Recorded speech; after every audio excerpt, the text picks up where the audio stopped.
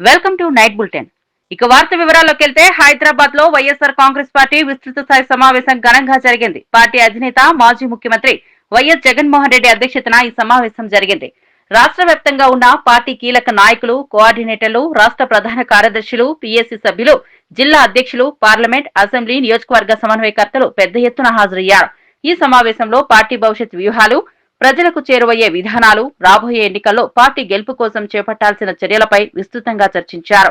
ప్రజల సమస్యలపై మరింత దృష్టి సారించి సంక్షేమ పథకాల ద్వారా విశ్వాసం సాధించాలనే దానిపై నేతలు చర్చించారు. కూటమి వైఫల్యాలను ప్రజలు ముందుంచాలని, అభివృద్ధి, సంక్షేమం కల్పిన వైసీపీ పాలనను మళ్లీ రాష్ట్రంలోకి తీసుకురావడమే తమ లక్ష్యమని సమావేశంలో స్పష్టం చేశారు.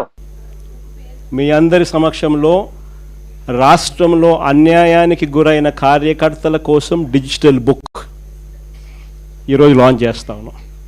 ఈ డిజిటల్ బుక్ ద్వారా రేపొద్దున రాష్ట్రంలో ఎక్కడ ఎవరికి ఏ అన్యాయం ఇప్పటికే జరిగిన ఆ డిజిటల్ బుక్ను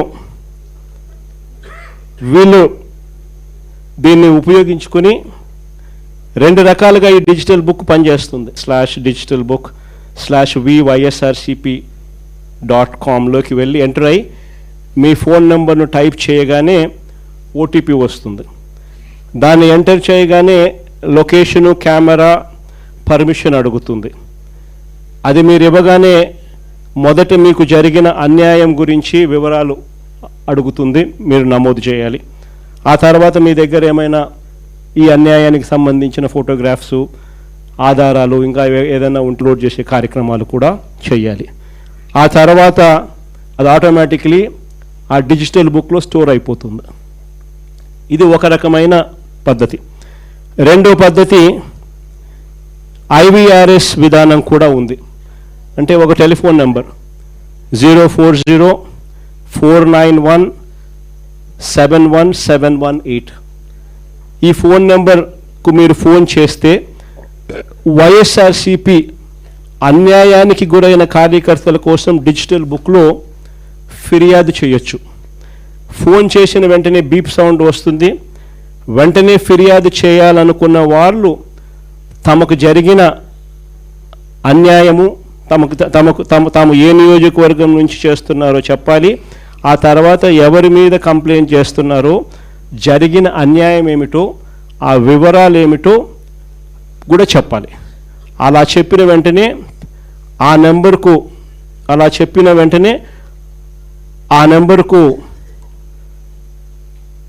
కాల్ చేయగానే దశల వారీగా ఏం చేయాలనో గైడెన్స్ ఇస్తూ కంప్లీట్ చేస్తుంది ప్రాసెస్ను. ఇది అన్యాయానికి గురైన ప్రతి కార్యకర్తకు ఇది ఒక శ్రీరామ రక్ష. నేను ఈరోజు చెప్తా ఉన్నా, ఆ ప్రతి డేటా కూడా ఆ డిజిటల్ డైరీలో నమోదై ఉంటుంది.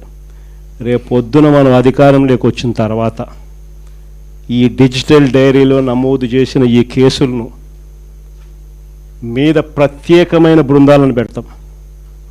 అన్యాయం చేసిన వాళ్ళను రిటైర్ అయిపోయి ఉన్నా కూడా, రాష్ట్రంలో వాళ్ళు లేకపోయినా కూడా, సప్త సముద్రాల అవతలున్న అందరినీ పిలిపిస్తాం.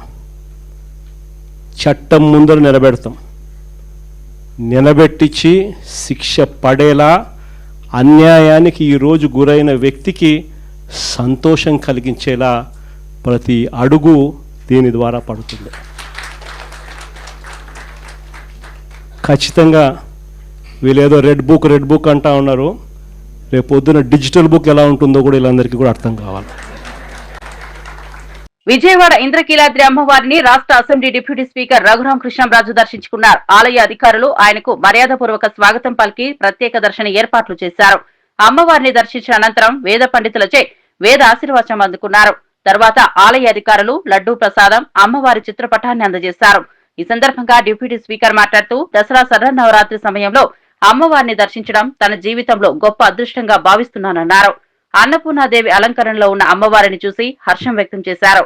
విజయవాడలో జరుగుతున్న దసరా ఉత్సవాలు దేశమంతా ప్రాచుర్యం పొందాయని, ఈ సందర్భంలో ప్రభుత్వ ఆధ్వర్యంలో జరుగుతున్న విజయవాడ ఉత్సవ్ మరింత విశిష్టతను ఇస్తోందని అన్నారు.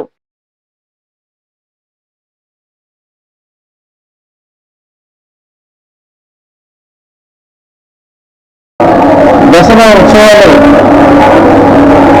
దేవాదాయ శాఖ రామనారాయణ రెడ్డి గారి ఆధ్వర్యంలో కమిషనర్ ఎండోమెంట్స్ రామచంద్రనారాయణ గారు ఇంటి నీవో నాయక్ గారి నిరంతర పర్యవేక్షణలో భక్తులకు ఎటువంటి ఇబ్బంది లేకుండా చాలా సజావుగా ఏర్పాట్లన్నీ జరుగుతున్నాయి. చాలా మంది భక్తులతో కూడా ఈ లైన్లో మాట్లాడటం జరిగింది. ఈ సంవత్సరం ఏర్పాట్లకు ప్రజలు భక్తులు చాలా సంతోషంగా ఉన్నారు.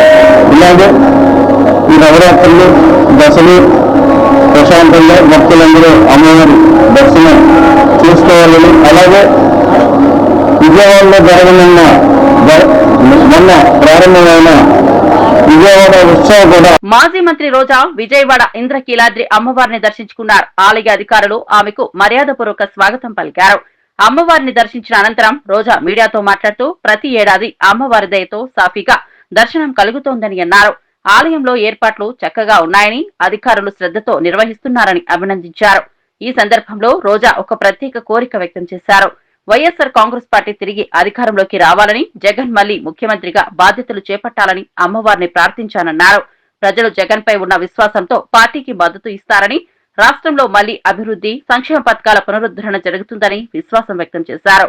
అమ్మవారి దయ ఎల్లప్పుడూ తన కుటుంబం పార్టీపై ఉండాలని ఆకాంక్షించారు.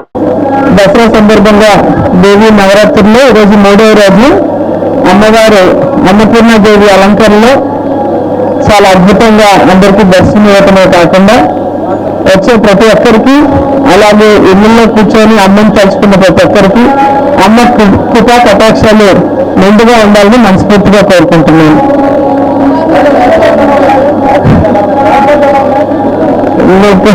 వాటి గురించి ఏం మాట్లాడను. అమ్మవారి దయ నా మీద ఎప్పుడు ఉంది కాబట్టి ఎప్పుడు దర్శనం నాకు బాగానే జరుగుతుంది. సో అమ్మని చూడాలి అని చెప్పి రావటం జరిగింది. నేను ఈరోజు అలంకరణ కూడా చాలా అద్భుతంగా ఉంది. సో ముఖ్యంగా మన రాష్ట్రానికి అమ్మవారి ఆశీస్సులు చాలా అవసరం. సో అమ్మవారి ఆశీస్సులు ఉంటాయని మనస్ఫూర్తిగా కోరుకుంటున్నాను. ఏం కోరుకుంటాను, మళ్ళీ జగనన్న తొందరగా సీఎం అవ్వాలి, ఈ రాష్ట్రం బాగుండాలి, రాష్ట్రంలో అన్ని వర్గాల వాళ్ళు బాగుండాలని మనస్ఫూర్తిగా కోరుకుంటున్నాను. జనసేన ఎమ్మెల్యే బొలిశెట్టి శ్రీనివాస్ అసెంబ్లీలో కూటమి ప్రభుత్వంపై సంచలన వ్యాఖ్యలు చేశారు. రోడ్ల నిర్మాణంలో ప్రభుత్వం పూర్తిగా విఫలమైందని ఆరోపించారు. ఎన్నికల సమయంలో కూటమి నేతలు ఇచ్చిన హామీలను గుర్తు చేస్తూ అధికారంలోకి వచ్చిన 15 నెలలైనా రోడ్ల సమస్య పరిష్కారం కాలేదని మండిపడ్డారు. ప్రజలు రోడ్లు ఎప్పుడు వేస్తారని, ఎప్పుడు మెరుగులు దిద్దుతారని అడుగుతున్నారని చెప్పారు. రోడ్ల పరిస్థితి దయనీయంగా ఉండటంతో సాధారణ ప్రయాణం కూడా కష్టసాధ్యమైందన్నారు. ఈ సమస్యపై ప్రభుత్వం ఎందుకు స్పందించడం లేదని ప్రశ్నించారు. తక్షణమే నిధులు కేటాయించి పనులు పూర్తి చేయాలని డిమాండ్ చేశారు. ప్రజలు ఇబ్బందులు పడుతుంటే కూర్చోవడం సరికాదని అసెంబ్లీ వేదికగా గలం విప్పినట్లు తెలిపారు. టౌన్ లో కూడా రోడ్లు లేవు అనే పరిస్థితి నుంచి చాలా ఎక్స్పెక్ట్ చేసి మనకు ఓట్లు వేశారు అధ్యక్ష. గడిచిన 15 నెలలు కూడా మనం ఎదురు చూస్తూ ఉన్నాం. మా ఊరికి బస్సు వచ్చి కనీసం 6 సంవత్సరాలు అయింది అధ్యక్ష. మా ఊరి నుంచి వెళ్ళి అన్ని చోట్ల ఉద్యోగాలు చేసే ఆడపిల్లలు రాత్రి బస్సు బైపాస్ రోడ్లు దింపేసి వెళ్ళిపోతే అక్కడి నుంచి వచ్చి చాలా ఇబ్బంది పడుతున్నారు అధ్యక్ష. ఇంకా రేపు వస్తుంది, మనం వచ్చాక రేపు చేస్తాం, మరి 10 రోజుల్లో చేస్తామని చెప్పి మన కోసం ఎదురు చూశారు అధ్యక్ష. కానీ నేను గౌరవ మంత్రి గారిని చాలా సార్లు రిక్వెస్ట్ చేసి అడిగాను అధ్యక్ష. ఇప్పుడు ఆర్థికంగా మన ఇబ్బందులు ఉన్నాం అధ్యక్ష, అయినప్పుడు కూడా మనం సంక్షేమం ఎలా చేస్తామో అదేవిధంగా ఇన్ఫ్రాస్ట్రక్చర్ ఈ రోడ్లు మనం చేసుకోకపోతే అధ్యక్ష చాలా ఇబ్బంది పడే పరిస్థితి, ప్రజలు కూడా మనకి వ్యతిరేకత అవుతా ఉన్నారనే విషయాన్ని సభ ద్వారా మరి నేను తెలియజేస్తున్నాను అధ్యక్ష. గౌరవ మంత్రి గారిని దాని మీద మా తాడేపూరడానికి 10 కోట్లు శాంక్షన్ ఇచ్చారు అధ్యక్ష. కాంట్రాక్ట్ని పనిచేయమని అడిగితే మాకు పాత బిల్లు ఇస్తేనే చేస్తాం, లేదా నేను చెయ్యం, లేదా మీరు గట్టిగా మాట్లాడితే మేము ఆత్మహత్య చేసుకుంటాం అనే పరిస్థితిలో కాంట్రాక్ట్లు ఉన్నారు అధ్యక్ష. కాబట్టి దయచేసి గౌరవ మంత్రి గారు, ముఖ్యమంత్రి గారు చెప్పి ఏదో నిధుల్ని కొంత బిల్స్ అని ఇస్తే రోడ్లు మొదలు పెట్టిస్తే మనం బయటికి వెళ్ళి తిరగడానికి అవకాశం ఉంటుంది అధ్యక్ష. ఇవాళ మన ఇంటింటికి తిరగాలంటే మీరు వచ్చాక రోడ్లు వేస్తారని మీకు ఓట్లు వేసాం, మీ డ్రైన్లు కడతారని ఓట్లు వేసాం, అయినా మీరు పాత పద్ధతిలో ఉన్నారు, సంక్షేమం ఆల్లో చేశారు కదా అని సమాధానం మనకు ఎదురవుతుంది అధ్యక్ష. కాబట్టి గౌరవ ముఖ్యమంత్రి గారి దయ వల్ల మరి ఈ రోజు వరకు సంక్షేమంలో మేము ఎక్కడా కూడా తలదించుకోవట్లేదు. కానీ ఈ ఇన్ఫ్రాస్ట్రక్చర్ ని రోడ్లను కూడా మనం అభివృద్ధి చేయడానికి సహకరించాలని చెప్పి నేను గౌరవ మంత్రి గారిని కోరుతున్నాను అధ్యక్ష. మీ ద్వారా మరి త్వరితగతిన మరి రోడ్లు కొంత బిల్లులైనా చెల్లిస్తే ఆ కాంట్రాక్టర్లో పని చేయించుకుని రేపొద్దున్న రోడ్ల మీద తిరిగి మనం చెప్పుకోవడానికి మన కూటమి ప్రభుత్వం వచ్చిన తర్వాత మేము పలానా రోడ్లు వేసాం పలానా బిజ్జీలు కట్టామని చెప్పే అవకాశం ఉంటుంది. కాబట్టి దయచేసి స్పీకర్ గారి ద్వారా మంత్రి గారు నేను అడుగుతాను అధ్యక్ష, ఒకవేళ రోడ్లు ఏమైనా వేస్తారా, మొదలు పెట్టిస్తారా, ఆ బిల్లు వాళ్ళకి ఏమైనా ఇస్తారా అని చెప్పి ఈ సభాముఖంగా మంత్రి గారు నేను అడుగుతాను అధ్యక్ష. Thank you very much. Hyderabad లో బీఆర్ఎస్ పార్టీలో చేరికలు జరిగాయి. బీజేపీ సీనియర్ నాయకుడు కొలను ప్రదీప్ రెడ్డి సహా పలువురు బీజేపీ శ్రేణులు బీఆర్ఎస్ లో చేరారు. ఈ కార్యక్రమానికి పార్టీ వర్కింగ్ ప్రెసిడెంట్ కేటీఆర్ హాజరై వారికి పార్టీ కండువా కప్పి ఆహ్వానించారు. బీఆర్ఎస్ లో చేరిన వారిని పార్టీ బలోపేతానికి శక్తిగా ఉపయోగించుకుంటామని కేటీఆర్ స్పష్టం చేశారు. రాష్ట్రంలో కాంగ్రెస్ బీజేపీలు ప్రజా సమస్యలను విస్మరించాయని, నిజమైన ప్రత్యామ్నాయం బీఆర్ఎస్ మాత్రమేనని ఆయన వ్యాఖ్యానించారు. ఈ చేరికలతో బీఆర్ఎస్ శ్రేణులు ఉత్సాహంగా మారగా స్థానిక రాజకీయాల్లో కొత్త సమీకరణలు ఉత్పన్నమవుతున్నాయని విశ్లేషకులు చెబుతున్నారు.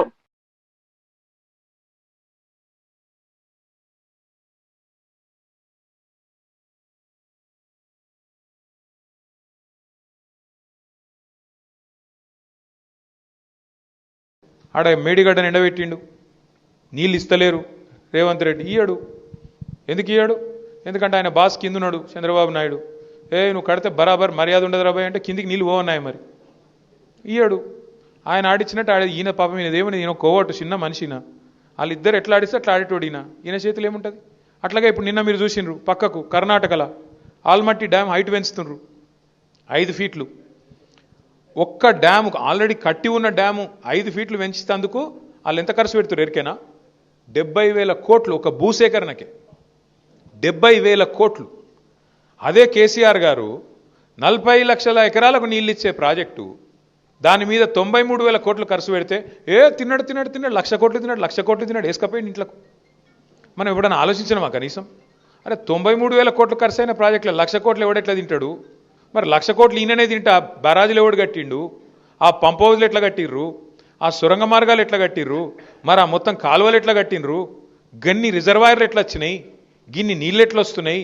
ఇలా భూమికి బరువు అయ్యేంత పంట ఎడికెళ్ళి వండుతున్నది అని ఎప్పుడైనా కూర్చొని ఆలోచించినవా? ఇక తిన్నాడట అంటే తిన్నాడు తినే ఉంటాడు. ఇదిగో పూలు అంటే అది గొప్ప ఒక అడిగినోడు లేడు, చూసినోడు లేదు. ఎవరు పడతా వాళ్ళు ఏది పడతారు చెప్పుడు, మనం నమ్ముడు. ఆయనతో పోయి బాయిలో దుంకుతున్నామా బొందలో దుంకుతున్నామా ఏది చూసేది లేదు, పోయి దుంకుడేనే.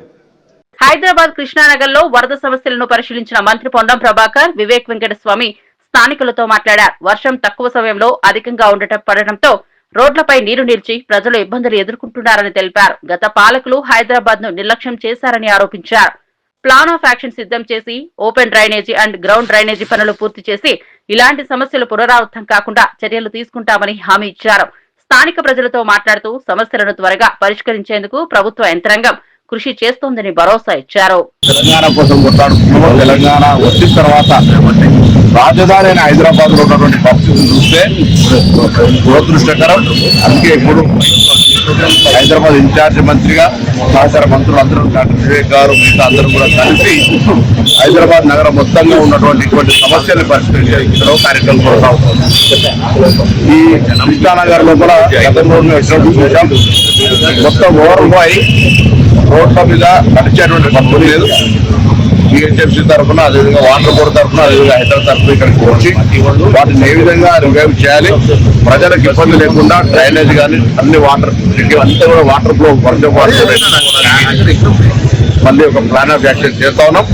ఎక్కడైతే మొత్తంగా వాటర్ డ్యామేజ్ అవుతుందో ఓపెన్ డ్రైన్స్ లో కానీ అండర్ డ్రైన్స్ లో కానీ పూర్తిగా ఇబ్బంది అవుతుంది. ఇదే సందర్భంలో ప్రజలందరూ కూడా కోరుతా ఉన్నాం, వాళ్ళకు సంబంధించిన పనికిరాని వస్తువులన్నీ వేరే ఎక్కడన్నా వేస్తే బాగుంటుంది కానీ తీసుకుపోయి డ్రైన్లో వేయడం వల్ల కవర్డ్ డ్రైన్ లోపల జామ్ అయి వాటర్ ఓవర్ఫ్లో అవుతుంది. దయచేసి అర్థం చేసుకోవాలని ప్రజలు కోరుతారు. ఏ కార్యక్రమం చేసినా ప్రజల సహకారం కావాలి. అన్ని వాళ్ళకి పనికిరాని వస్తువులన్నీ డ్రైన్ వేయడం వల్ల ఇబ్బంది అవుతుంది. ప్రభుత్వం తరఫున స్పష్టమైన ఆదేశాలు ముఖ్యమంత్రి గారు ఇస్తారు. హైదరాబాద్ రాష్ట్ర రాజధాని, పెరుగుతున్నటువంటి రాజధాని, అందరు ప్రజలకు ఇక్కడ నివాసయోగ్యంగా ఉండేటువంటి విద్య ఉపాధి అనేక రకాల కొరకు వచ్చేటువంటి వాళ్ళందరికీ ఇక్కడ ఎటువంటి ఇబ్బంది లేకుండా ఆ ప్రజాపాలన ప్రభుత్వం అందరం కలిసి నిర్ణయం తీసుకున్నాం. ప్రత్యేకించి జూబ్లీహిల్స్ కు సంబంధించినటువంటి ఈ కృష్ణానగర్ దీర్ఘకాలిక సమస్య బాగా చేసినామని చెప్పుకుంటున్నటువంటి వాళ్ళందరూ కూడా చూస్తే ప్రత్యక్షంగా గ్రేటర్ విశాఖ మున్సిపల్ కార్పొరేషన్ ను 10 జోన్లుగా విభజించనున్నట్లు పురపాలక శాఖ మంత్రి నారాయణ తెలిపారు. అసెంబ్లీలో ఎమ్మెల్యే కొనతాల రామకృష్ణ అడిగిన ప్రశ్నకు సమాధానమిస్తూ ఈ వివరాలు వెల్లడించారు. జోనల్ కమిషనర్ల అధికారులపై సమీక్ష జరుపుతున్నారని చెప్పారు. విశాఖలో 665 కోట్లతో సీవరేజీ ప్రాజెక్టుకు టెండర్లు పిలుస్తున్నామని, అదనంగా 193 కిలోమీటర్ల కొత్త డ్రైన్ పనులు చేపట్టినట్లు వివరించారు. టీడీఆర్ బాండ్లు పెండింగ్ లో ఉన్నాయని, తణుకు వివాదం కారణంగా ఇతర కార్పొరేషన్లలో జారీ ఆలస్యమైందని చెప్పారు. ఇటువంటి పట్టణానికి జీవీఎంసీ పరిధి పెరిగాక చాలా గ్రామాలు విలీనమయ్యాయి అధ్యక్ష. విలీనమైనటువంటి గ్రామాల్లో మౌలిక సదుపాయాలు మట్టుకు ఏమాత్రం కూడా లేవు అధ్యక్ష. మనకు ఉన్నటువంటి ఏవైతే పరిధి పెరిగిందో పెరిగినటువంటి పరిధిలో రోడ్డు కనెక్టివిటీ కానీ, డ్రైనేజ్ కనెక్టివిటీ కానీ, ఎలక్ట్రిసిటీ కానీ వీటి అన్ని కూడా అభివృద్ధి చేయాల్సినటువంటి ఒక కాంప్రహెన్సివ్ ప్లాన్ ఒకటి తయారు చేసుకొని చేయాల్సినటువంటి అవసరం ఉంది అధ్యక్ష. అదేవిధంగా మంత్రి గారు ఖాళీలు జోనల్ ప్రకారం అన్నారు. అసలు అనకాపల్లి జోన్కే సుమారు 300 ఖాళీలు ఉన్నాయి అధ్యక్ష. ఇవన్నీ కూడా పూర్తి చేయాల్సినటువంటి అవసరం. వీటితో పాటు ఏవైతే డ్రైనేజ్ సిస్టమ్ ఉందో ఆ డ్రైనేజ్ సిస్టమ్ అందులో డీసిల్టింగ్ కూడా లార్జ్ స్కేల్లో చేయాల్సినటువంటి అవసరం ఉంది అధ్యక్ష. మొత్తం ఈరోజు జీవీఎంఎస్లో 10,557 మంది మొత్తం ఉన్నారు అధ్యక్ష. ఒరిజినల్ శాంక్షన్ అయితే 3,821 అధ్యక్ష. అయితే జీవీఎంసీ ఎక్స్టెండ్ అవుతూ వచ్చింది కాబట్టి ఓవర్ ఏ పీరియడ్ స్టాఫ్ కూడా కావాల్సి వచ్చారు. అయితే ఇప్పుడున్న వార్డు ప్లానింగ్ సెక్రటరీస్ని టౌన్ ప్లానింగ్ బిల్డింగ్ ఇన్స్పెక్టర్స్ గాను, వార్డు అమ్యూనిటీ సెక్రటరీస్ని ఏఈలు గాను, వార్డు వెల్ఫేర్ సెక్రటరీస్ని కమ్యూనిటీ ఆర్గనైజర్స్ గాను, శానిటేషన్ సెక్రటరీస్ని శానిటరీ ఇన్స్పెక్టర్, పబ్లిక్ హెల్త్ అసిస్టెంట్స్గా వాడుతున్నాం అధ్యక్ష. అదేవిధంగా అడ్మినిస్ట్రేటివ్ సెక్రటరీస్ని ట్యాక్స్ కలెక్షన్స్కి, రెవెన్యూ ఇన్స్పెక్టర్స్గా ఉపయోగిస్తున్నాం. అయితే దీనికి సంబంధించి ఈ మధ్య వీళ్ళకి ప్రమోషన్స్ ఇవ్వటం కోసంగా ఫైల్ కూడా క్యాబినెట్కి తెచ్చాం అధ్యక్ష. అయితే మిగతా డిపార్ట్మెంట్లో ఈ వార్డు సెక్రటరీస్ కూడా ఉంది అని యాక్చువల్గా కొంతమంది మంత్రులు ఆ ఇష్యూ ఎత్తడం వల్ల ముఖ్యమంత్రి గారు ఒక కమిటీ వేస్తాం, సబ్ కమిటీ మంత్రులతో అన్ని డిపార్ట్మెంట్ కలిసి ఒకేసారి తీసుకురమ్మన్నారు. అది త్వరలో చేస్తామని తెలియజేస్తాం. అది చేయటం వల్ల యాక్చువల్గా ఈ ఏఈలు అదేవిధంగా బిల్డింగ్ ఇన్స్పెక్టర్స్ ఆ పోస్టులు ఫిల్ అవుతాయి అధ్యక్ష.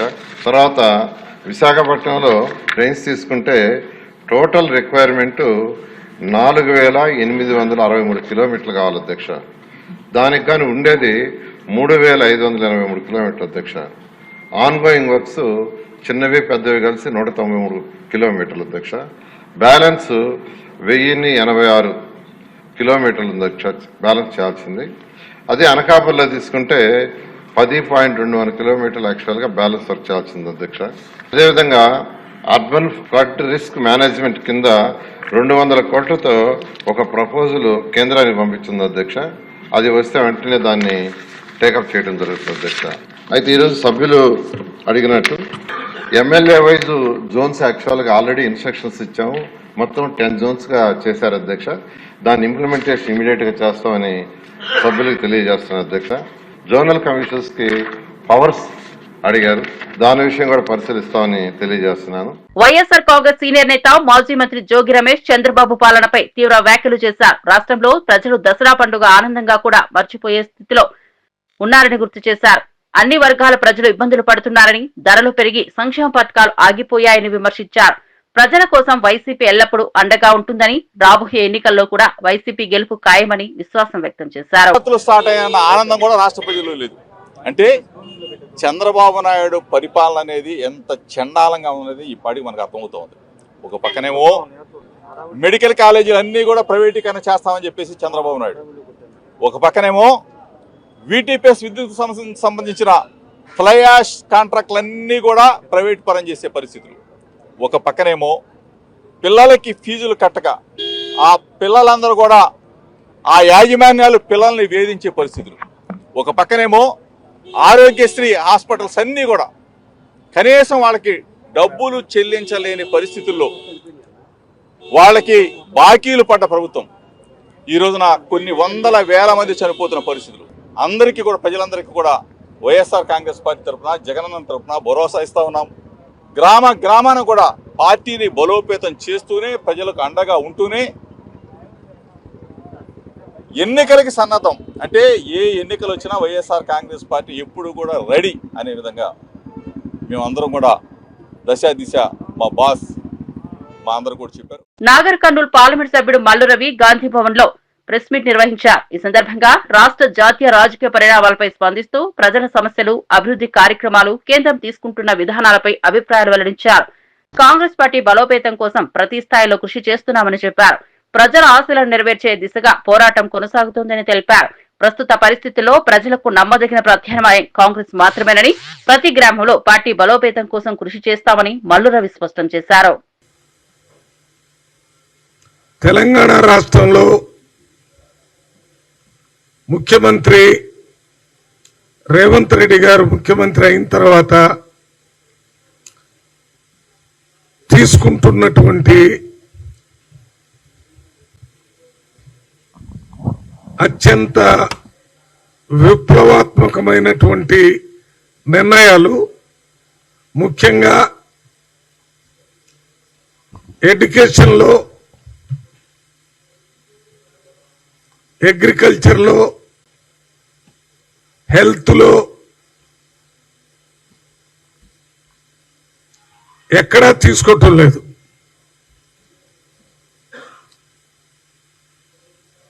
మన రాష్ట్రంలో 100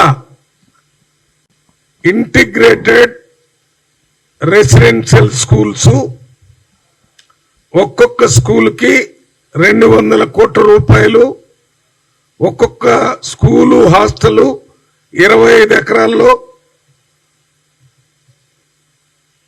ఒక్కొక్క హాస్టల్లో 2600 మంది విద్యార్థులు, ఒకే హాస్టల్లో SC students, ST students, BC students, minority students, economically weaker section students కలిసి. ప్రస్తుత ప్రభుత్వ వైఖరి వల్ల ప్రతి వర్గానికి ఇబ్బందులు తలెత్తుతున్నాయని ఆరోపించారు. ముఖ్యంగా విద్యార్థులు, రైతులు, నిరుద్యోగులు ఇబ్బందులు పడుతున్నారని అన్నారు. ప్రజలు నమ్మినట్లే కాంగ్రెస్ పోరాటం కొనసాగుతుందని, ప్రజల ఆశలను నెరవేర్చడంలో పార్టీ కట్టుబడి ఉంటుందని. రాష్ట్రం ఏర్పడ్డ తర్వాత గ్రూప్ 1 కి సంబంధించినటువంటిది ఏ ఒక్కనాడు కూడా ఒక కొలువిచ్చిన పాపాన బీఆర్ఎస్ పార్టీ, పాత టీఆర్ఎస్ పార్టీ పోలేదు. మీ ముఖానికి ఏ రోజు కూడా ఒక్క గ్రూప్ 1 కొలువు కూడా ఇయ్యలే. కానీ ఈ ప్రభుత్వం వచ్చిన తర్వాత పారదర్శకంగా విధానం ఉండాలి, స్వతంత్రత అనేటటువంటిది, టీజీపీఎస్సీ ఎట్లాంటి ఇబ్బందులు లేకుండా, ఎవరి ఒత్తిళ్లు లేకుండా, ప్రశ్నాపత్రాల లీకేజ్లని గత చరిత్ర చీకటి మన కళ్ళ ముంగట తిరుగుతూనే ఉంది. మీ హయాంలా మీ దుర్మార్గులు చేసినటువంటిది. అదైపోయిన తర్వాత మళ్ళీ పరీక్ష సక్కంగా పెట్టిరా అంటే బయోమెట్రిక్ సరిగ్గా పెట్టకుండా దాన్ని అట్లా ప్రొసీజరల్ ల్యాబ్సెస్ చేసి అప్పుడు క్యాన్సిల్ చేయించారు. ఒక్క కొలు కూడా ఇచ్చినటువంటి పాపన మీ ముఖానికి పోలే. కానీ మా ప్రభుత్వం వచ్చిన తర్వాత టీజీపీఎస్సీకి ఆ యొక్క స్వాతంత్రత ఇచ్చి మనము కొలువులు ఇవ్వాల్సిందే. ఏ తెలంగాణ బిడ్డలు అయితే వారి యొక్క ఆశయాలని, కళలని సాకారం చేసుకోవాలని చెప్పి కోరుకుంటారో ఆ సాకారానికి కావలసినటువంటి ఆ యొక్క స్వాతంత్రత, ఆ యొక్క అధికారం మొత్తం కూడా టీజీపీఎస్సీకి ఉంది అనేటటువంటి ఒక సౌకర్యాన్ని, అనేటటువంటి ఒక ప్రజాస్వామ్యాన్ని ఈరోజు గౌరవనీయులు ముఖ్యమంత్రి వర్యులు కల్పించిండ్రు అనేటటువంటిది తెలంగాణ ప్రజలకు మొత్తం కూడా నేను మళ్ళొకసారి యాద్ చేస్తా ఉన్నా. కొలువులు ఇయ్యనికే తాపత్రయపడుతున్నటువంటి నాయకులు, వ్యవస్థ ఒక దిక్కుంటే పిల్లల నోట్ల మన్ను కొట్టి కొలువులని దూరం చేసేటటువంటి కుట్రపూరిత రాజకీయాలు చేస్తున్నటువంటి నీచపు రాజకీయ నాయకులు ఇంకొక దిక్కున్నారు, ఈ బీజేపీ బీఆర్ఎస్ వాళ్ళు. అడ్డంపులు వేయాలి, మొత్తం మీద కొలువులను దూరం చేయాలి, తద్వారా ప్రభుత్వాన్ని బద్నామేదో చేసేటటువంటి నీచపు రాజకీయాలకు తెరదీసిండ్రు. ఈరోజు డివిజన్ బెంచ్ ఇచ్చినటువంటి తీర్పు లాగి కొట్టినటువంటి చెంపపెట్టు లాంటిది. 563 మంది పిల్లల యొక్క కష్టం ఈరోజు వృధాగా పోలేదు. ఈరోజు టీజీపీఎస్సీకి కూడా మరి అభినందనలు తెలియజేసుకుంటూ 563 మంది ర్యాంకర్ల యొక్క తల్లిదండ్రులకు కూడా అభినందనలు మేము తెలియజేస్తా ఉన్నాం. కష్టం ఊరికే పోదు, కన్నటువంటి కళలు సాకారం చేసుకునేటటువంటిది తెలంగాణలో ప్రజాపాలనలో పారదర్శకంగా ఈ యొక్క వ్యవస్థ నడుస్తున్నటువంటి తీర్థనుల్లో దయచేసి బీజేపీ బీఆర్ఎస్ లాంటి ఒక కుట్రపూరిత రాజకీయ నాయకులకి పిల్లలని దూరంగా ఉంచాల్సిందిగా నేను కోరుకుంటా ఉన్నా.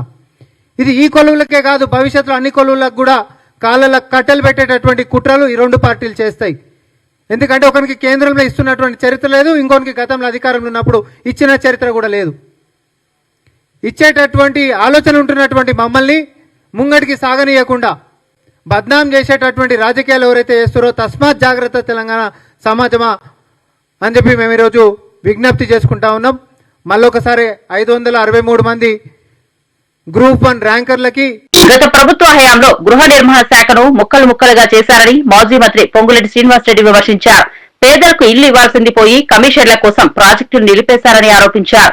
పేదలకు ఏడాదికి 1,00,000 ఇళ్లు కట్టిస్తే రాష్ట్రంలో 10 లక్షల ఇళ్లు ఉండేవని అన్నారు. కాళేశ్వరం ప్రాజెక్టును కూడా కమిషన్ల కోసమే కట్టారని, అందుకే ఆ ప్రాజెక్టు కూలిపోయిందని వ్యాఖ్యానించారు. ప్రస్తుత ప్రభుత్వం పేదలకు అండగా ఉంటుందని, నిజమైన అభివృద్ధి పథకాలు అమలు చేస్తుందని తెలిపారు. పేదవాడికి ఒక భరోసా, పేదవాడికి ఒక ధైర్యం, ఆ ఇల్లు ఇవ్వాలని, ఆ పేదోడి భరోసాని భుజము తట్టి మేల్కొల్పాలని ఆనాటి ప్రభుత్వాలకి కనీసం జ్ఞానం లేదు. నిజంగా ఆ 10 సంవత్సరాలలో సంవత్సరానికి 1,00,000 ఇళ్ళు పేదోళ్ళకి కట్టించుంటే ఆ 10 సంవత్సరాలలో ఆనాటి తెలంగాణ ధనిక తెలంగాణ రాష్ట్రంలో రాష్ట్ర వ్యాప్తంగా ఒక 10 లక్షల ఇళ్ళు కట్టించి ఉండేవాళ్ళు. కానీ స్వార్థం కోసం కమిషన్లకి కకృతి పడి పేదవాడి ఆత్మగౌరవానికి నేను మద్దతిస్తే, సాయం చేస్తే, పేదవాడికి భుజము తడితే దాంట్లో నాకొచ్చే లాభం ఏముంది, నాకొచ్చే కమిషన్ నాకు రాదు కదా అని కేవలం ధనార్జన కోసం, కేవలం కమిషన్ల కోసం ధనిక తెలంగాణ రాష్ట్రంలో ఫుల్లుగా డబ్బులున్నప్పుడు ఇల్లు కట్టకుండా కమిషన్ల కోసం కాళేశ్వరం కట్టాలనే ఆలోచన వచ్చింది. ఆ కాళేశ్వరం ఫౌండేషన్ వేసింది వాళ్ళే, ఓపెనింగ్ చేసింది వాళ్ళే. ఆ పైనున్న దేవుళ్ళు వారు చేసిన అరాచకాన్ని తట్టుకోలేక ఇంకా ఒక నెల 15 రోజులు ఎన్నికలున్నాయనగా వారు ముఖ్యమంత్రిగా ఉన్నప్పుడే ఆ కాళేశ్వరం కూడా కూలిపోయింది. కూటమి ప్రభుత్వాన్ని తీవ్రంగా విమర్శించిన మాజీ మంత్రి రోజా సూపర్ 6 అంటూ సంబరాలు చేసుకోవడం సిగ్గుచేటని వ్యాఖ్యానించారు. ఒకవైపు మహిళల ఆత్మహత్యలు, అత్యాచార ఘటనలు పెరిగిపోతున్నాయని, మరోవైపు నిరుద్యోగ యువతకు భరోసా లేకపోవడం దారుణమని అన్నారు. రైతులకు మద్దతు ధర లేకపోవడంతో పాటు యూరియా కొరత కారణంగా ఆత్మహత్యలు పెరుగుతున్నాయని రోజా ఆవేదన వ్యక్తం చేశారు. ఇలాంటి పరిస్థితుల్లో ప్రజలు ఇబ్బందులు పడుతుంటే సంబరాలు చేసుకోవడం ఏ విధమైన పాలన అని ప్రశ్నించారు. వైసీపీనే ప్రజలకు నిజమైన అండగా ఉంటుందని రోజా తెలిపారు. మేనిఫెస్టో ఏంటి, అధికారంలోకి వచ్చాక ఆ మేనిఫెస్టోని గాలికి వదిలేసి సిగ్గు లేకుండా మొన్న అనంతపురంలో సూపర్ 6 సూపర్ హిట్ అంటూ ఎలా సంబరాలు చేసుకున్నారో వాటి మీద ఫస్ట్ డిస్కషన్ జరిగింది. ఎందుకంటే అధికారంలో రావటానికి ముందు పచ్చపత్రిక ఈనాడులో వేసిన యాడ్ మీరు చూసుంటారు, ఏమేమి ఇస్తాము అని చెప్పి. సో అదే మేనిఫెస్టో ఉండాలి కదా ఈరోజు అధికారంలోకి వచ్చాక. దాంట్లో ఆడబిడ్డ నిధి కనిపించలేదు. ఒక ఆడపిల్లకి 18 ఏళ్ళు దాటితే 1500 ఇస్తాము, ఎంతమంది ఆడపిల్లలు ఉంటే అంతమందికి అన్నారు. ఒక్కరికి ఇవ్వలేదు కాబట్టి దాన్ని తీసేశారు. అలాగే మీరు చూస్తే నిరుద్యోగ భృతి, ఉద్యోగం ఇస్తాం లేదా నిరుద్యోగ భృతి 3000 ఇస్తామన్నారు, అది కూడా సూపర్ 6లో ఉన్నది తీసేశారు. అలాగే ఎస్సీ ఎస్టీ బీసీ మైనారిటీకి 50 ఏళ్లకే పెన్షన్ ఇస్తాము అని చెప్పారు సూపర్ 6లో. కానీ మొన్న అనంతపూర్లో జరిగిన సూపర్ 6 సూపర్ హిట్ మేనిఫెస్టో ఏదైతే యాడ్ ఇచ్చారో దాంట్లో అది కూడా లేదు, 50 ఏళ్లకు పెన్షన్. అంటే వీళ్ళు ఇచ్చిన సూపర్ 6ని మార్చేసి కొత్త సూపర్ 6లని ఏవో ఫోటోలు పెట్టుకొని సంబరాలు చేసుకుంటున్నారు. దేనికి మీరు సంబరాలు చేసుకుంటున్నారు? ఈరోజు ఆడవాళ్ళని ఆత్మహత్యలు చేసుకునే విధంగా, ఆడవాళ్ళని రేప్ చేసి ముక్కలు చేసి చంపేస్తుంటే కూడా ఆ కుటుంబాలకి సమాధానం చెప్పకపోకుండా సిగ్గు లేకుండా సంబరాలు చేసుకుంటున్నారా? ఈ రాష్ట్రంలో నిరుద్యోగులకి ఉద్యోగం ఇవ్వకుండా, నిరుద్యోగ భృతి ఇవ్వకుండా వాళ్ళని రోడ్ల మీద వదిలేసి సంబరాలు చేసుకుంటున్నారా? దానికోసం ఈరోజు రైతులకి 20,000 ఇస్తామన్నారు, 2 సంవత్సరాలు 40,000 ఇవ్వాల్సి ఉంటే 5,000 ఇచ్చి చేతులు దులుపుకొని దేనికి మద్దతు ధర లేదు. మామిడికి లేదు, టమాటాకి లేదు, ఉల్లికి లేదు, పొగాకు లేదు, పసుపుకి లేదు, మిర్చికి లేదు. ఇవ్వకుండా ఇంకా యూరియా కోసం ఈరోజు రోజుల తరబడి రోడ్డు మీద వాళ్ళు ఎదురు చూస్తూ ఆత్మహత్యలు చేసుకునే పరిస్థితి తీసుకొచ్చి సిగ్గు లేకుండా మీరు సంబరాలు చేసుకుంటున్నారని నేను అడుగుతున్నా. దేనికి సంబరాలు చేసుకుంటున్నారు? మీ ఫెయిల్యూర్కి సంబరాలు చేసుకుంటున్నారా, లేదా మీరు అవినీతిలో దోచుకొని మీరు చక్కగా సెటిల్ అయ్యారు కాబట్టి సంబరాలు చేసుకుంటున్నారని నేను అడుగుతున్నా. ఇవి బులెటిన్ అప్డేట్స్. మరో బులెటిన్ లో మళ్ళీ కలుద్దాం.